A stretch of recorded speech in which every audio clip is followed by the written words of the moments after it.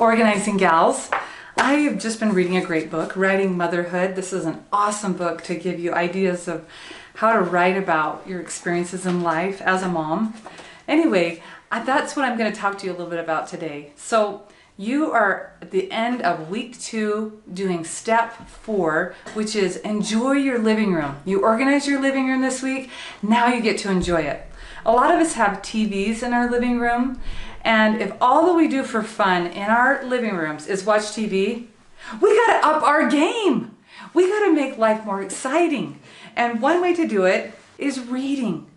One of my friends, her little boy, about 3-4 months ago, he was struggling. He was behind in math.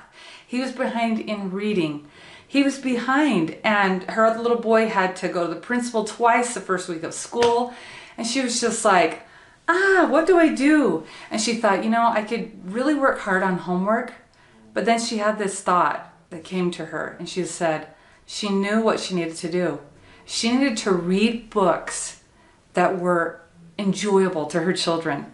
She needed to read chapter books and novels, interesting books.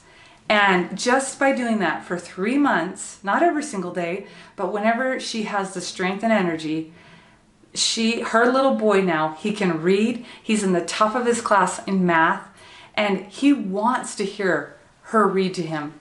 And she inspired me, so this week I started doing that with my little boys, and it's been awesome. So this is Crystal Meldrum with Organize Your Joy, and see if you can get some reading happening in your living room. You'll love it.